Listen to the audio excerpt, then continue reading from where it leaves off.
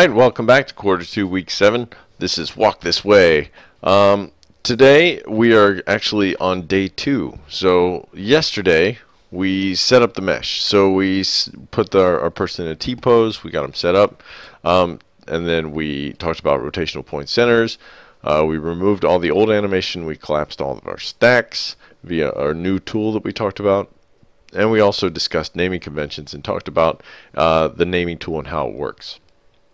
And we renamed the rest of the scene. So today we're going to work with the model, and I only work with models. So model preparation today. Will it bend? We're going to talk about our arms right now. They don't have elbow joints, so they won't bend. So we're going to add some elbow joints. We're going to check for symmetry. I don't think I spelled that wrong. Right. And pivot points. We are going to insert some loops, create some feet. We're going to bend our limbs a little bit, and we're going to relax the UV, and then mirror our newly modified limbs. Then we are going to double check our layers, add a boning material so we can see through everything. We're going to freeze our mesh, and then we're going to activate our bone layer for the next video. Alright? Great. So that's our day 2 set list. So here's where we left off with day 1. The whole thing doesn't look like it's attached. I may have opened up an older version, so I need to attach everything again. You may have already done this. I'm going to convert it to an editable poly and attach all my pieces. So this is roughly where we are in the front view. So now, like I said before, today we are going to talk about things that will bend. So if I take this model, this arm, and I try and bend it in the middle, there's no vertices here for it to bend, right? There's no way it can actually bend, because if this is a straight line from point A to point B, there has to be a new vertex added for this thing to actually bend. Otherwise, the bone doesn't have any way to follow it, because the vertices are actually what follow the bones. The bones tell the vertices where to go, and unless there is a point at which one vertex stays still and the other vertex moves, you can't really bend it. Okay, it will just reshape this particular shape, this particular rectangular prism. Alright, so because of that, we're going to go in here and select these two legs and delete them, or the left arm and the left leg, and we're going to delete them because we're going to be modifying them a little bit. So I've been modifying the element, but now I'm going to actually go into edge. And the first things first, I'm going to actually add an edge in the center of this elbow. So I'm going to highlight those edges, go to loops, insert loop. Now that inserted loop is great because now that gives us a point where it can bend. However, it really would help to have more loops than just that. So I'm going to highlight these two edges as well. So I highlighted this edge set and this edge set. Go to loops, insert loop. Now I'm going to convert this. I'm going to convert this to vertices so that I can squeeze them in, because right now if it bends equally, if you look at your arm and you bent your arm in the middle of your bicep, that means your arm is broken and you're in a lot of pain. So that's not what we want. We want more geometry around the middle of the elbow to move. Right? More vertices will allow us to get a better range of motion on our arm here. So I'm going to right click here, and I know you can't see the quad menu, which is sad, but if you come up into this area here, you will see convert to vertex. So once again, have these selected, right click, we're going to convert to vertex. It's on the left hand side about halfway up. What it does is it takes the edges and selects all the vertexes that are involved. I'm going to hit R for resize, and I'm going to scale these in on the x-axis only. Now you'll notice I'm messing up my UV. That's not exactly what I want, but that's the nature of the beast. So you're just going to have to work with it. All right. So we're going to leave those edges like that for now. Okay. Now from the front, we're going to do the same thing on the bottom where the knee is going to be. Now once again, I'm not too concerned. I'm going to actually select edge and do the same process. Select all these edges, insert a loop, select the edge above it and the edge below it, insert a loop, right click, convert to vertex, and then scale it down together. Now once again, the shoes have gotten a lot bigger. The knee is kind of in a weird place. If you wanted to move the knee up, you could. If you want to leave it there, that's fine. I think I'm going to leave it there. I'm also going to actually move these bottom vertices. You'll notice that my bottom vertices aren't quite on the grid. So I'm going to hit Q again, select them, hit W, make sure my grid snap settings are set to grid points. That's good. Make sure you're under options, enable axis constraints is set. And I'm going to turn on snapping by hitting S. You notice snapping is on when you got a circle. And I'm going to grab the y-axis and then snap it to the center using the y-axis only. So that way I know it's going to be set to 0, 0, 0. That's all I really care about. Alright, great. Now before we mirror this new leg and our new arm over, I'm going to make sure that the UV is set properly. So I'm going to go in here, I'm going to select, hit Q, just select the whole object, and go to unwrap UV by typing UN. I'm going to look at my UV editor. Now up here there's a pull down menu. Because we've already been using the same character, I've got this material in here already, which is nice because you can sort of see where everything's going to lay out. Okay, so I've got my polygons. You can see this is my leg. I should be able to highlight it. Now you'll notice that the edges are all equally dispersed, and that's not how they actually look. So we're going to make sure that nothing's inverted real quick. So select inverted. Nothing's inverted. That's great. So that means we can highlight this, go to Tools, Relax. We're going to relax by Poly. Oops, missed. Boom. Now all of my edges are right there. Now that's great, but I still have to make sure it fits inside my geometry here. I want it to be real, I want it to be pretty. I don't want any weird blackness at the top there. So I'm just going to hold Control and Alt. Make sure I have my freeform mode selected. If I hold Control and Alt, I equally shrink it along all directions. So that's good. That looks pretty good. We might move it down a little bit. Yeah, it looks fine. Great. Alright, for the arm, I'm going to do the same thing. Select the whole thing. Get it all. Tools, Relax, by Poly. Boom. Great. So once again, I make sure that that's fitting where it should fit. I might squeeze that in just a hair to keep it further away from there. Alright, great. So, that looks pretty good. Our shirt is set up. Now that I think about it, do I really want to put this here? Because I kind of wanted a foot. Yeah, I want a foot. Foot's going to be great. A foot will help really sell our walk cycle. So let's go ahead and collapse this stack. Collapse all. Yes. Excuse me. Go to Edge. Grab this bottom edge. Insert loop, just like before. Insert loop right down there. Now this I can actually just move on its own. I want to move it down to where the foot would start. Once again, this is kind of your own, it's up to you, your own preference where you put that. I'm going to put it there. And then I'm going to grab a polygon. I'm going to grab this polygon, and I'm going to extrude it by about 5 centimeters, I think. Yeah, maybe 4. Let's do 4. 4. Come on. Come on. 4. Why can't I click on that? 4.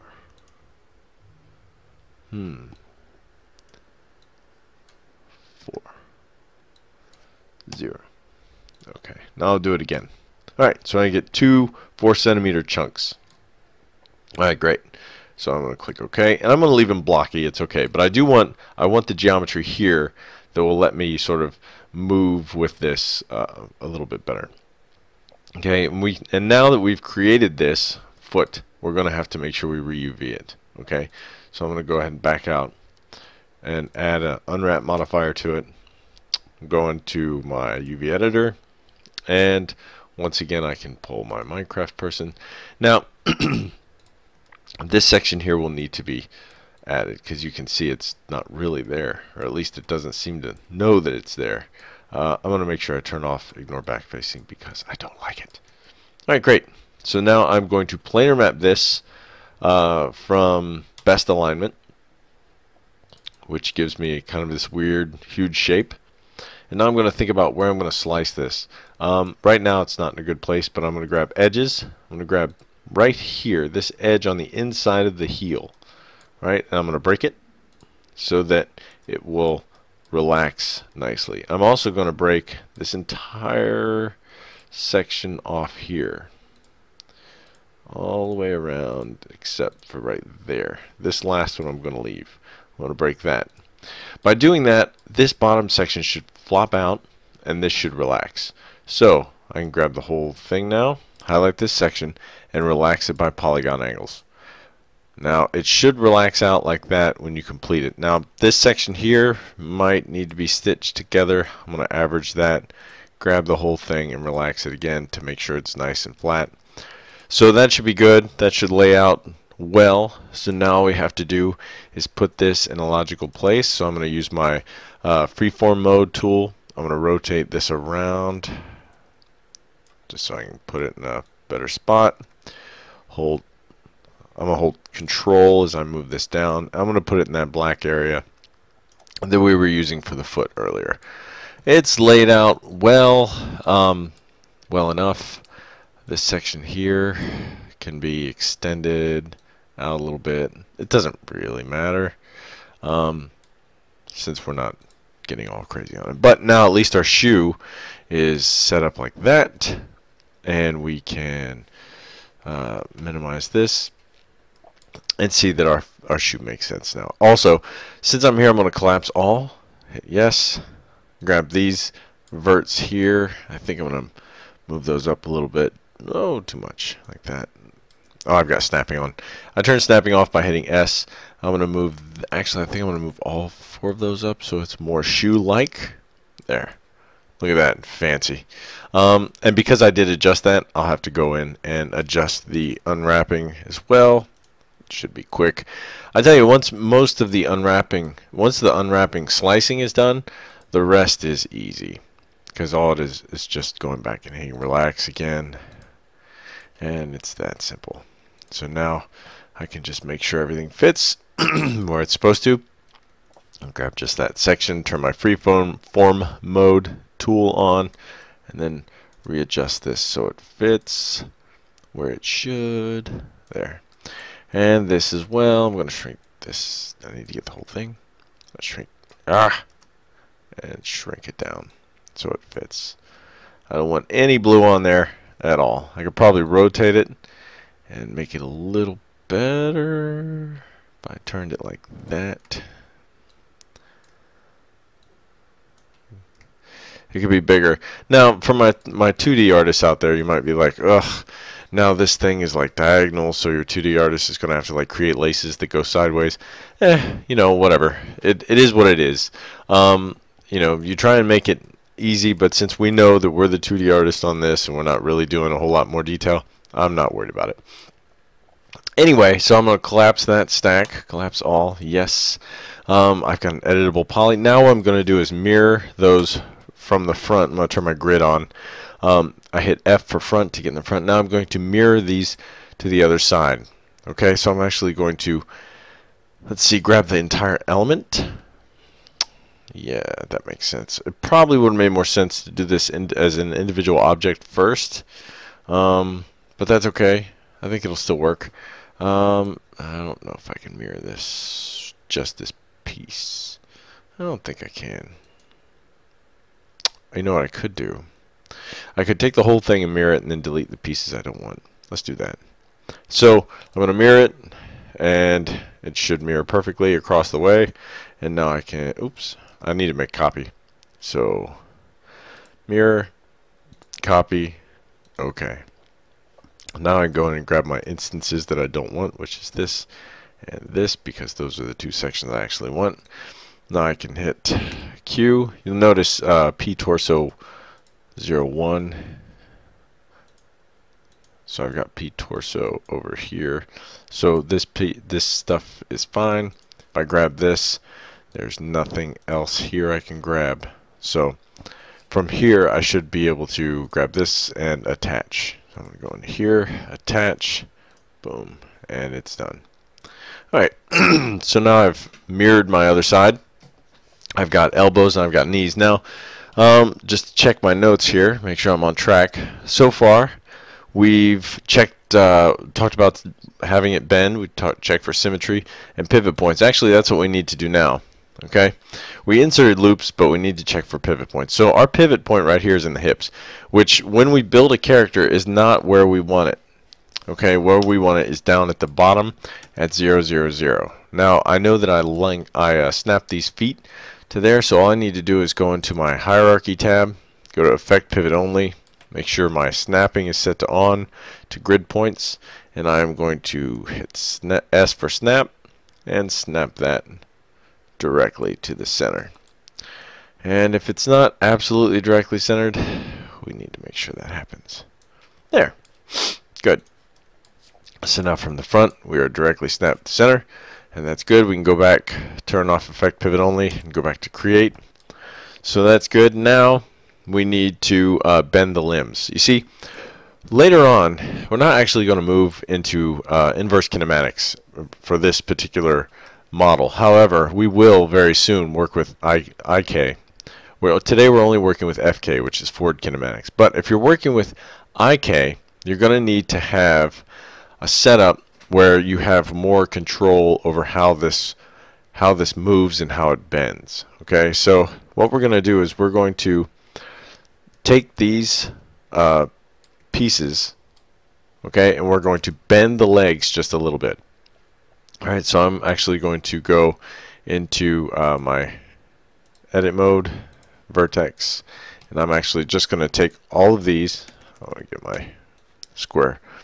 Hit W, and I'm going to, from the left, nice orthographic view, I'm going to move them forward. Whoa! Turn off snapping. Just a little bit. Okay? Just a little bit. And then I'm going to take the center ones and move them forward even just a little bit more. Okay? That's all we need. We just want a little bit of a bend inside our mesh. And I think his knee would be there instead, so I'm going to move it up a little bit.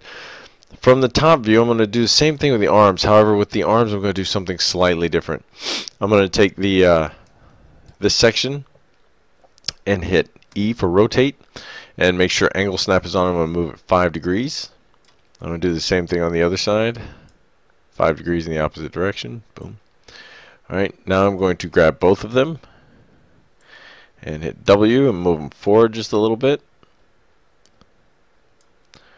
Alright, now I'm going to grab the middle two, so all of it, and I'm going to just one arm at a time, do 5 more degrees. And then same thing on the other side, grab the middle 4 here, so I'm going to move that 5 more degrees.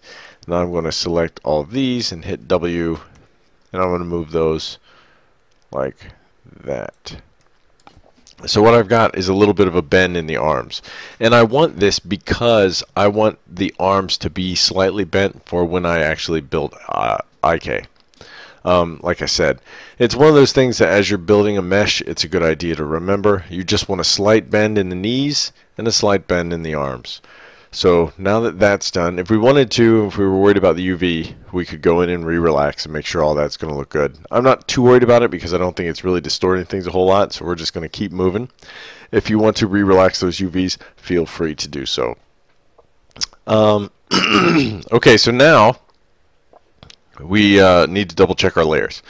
See, in this file, we already made sure that we have our layers set up. So go ahead and select up there. We've got our mesh layer here. We need to double check to make sure we've been working on our mesh layer. So our torso's there. Our bone layer is going to be active here soon, but not yet. What I want to do now is actually put a different material on there. So I'm going to create a modeling material. I'm just going to build it right here. And you can build whatever color you want.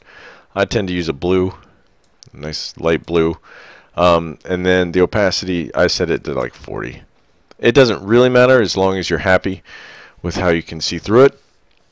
You can choose whatever color you like. That looks pretty good.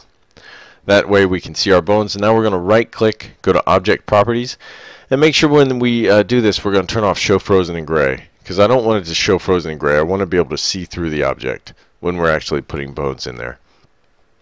So I've got my light blue little character here with his bent arms and his loops, and so now what I want to do is freeze this layer and make sure it looks okay. So my mesh layer, I'm going to freeze it. I still want to see it, but it's going to get frozen. And now I'm going to activate my bone layer. Okay, so now whenever I create anything, it gets added to that bone layer. Alright, so that's the end of day 2. Not too hard.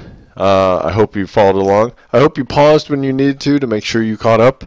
And I hope you're coming right along. So that's the end of day 2, and we will keep on trucking. For day 3, we are going to, here's the end of day 2. Day 3, we're going to start adding bones. Alright, so I will see you on the day 3 video real soon.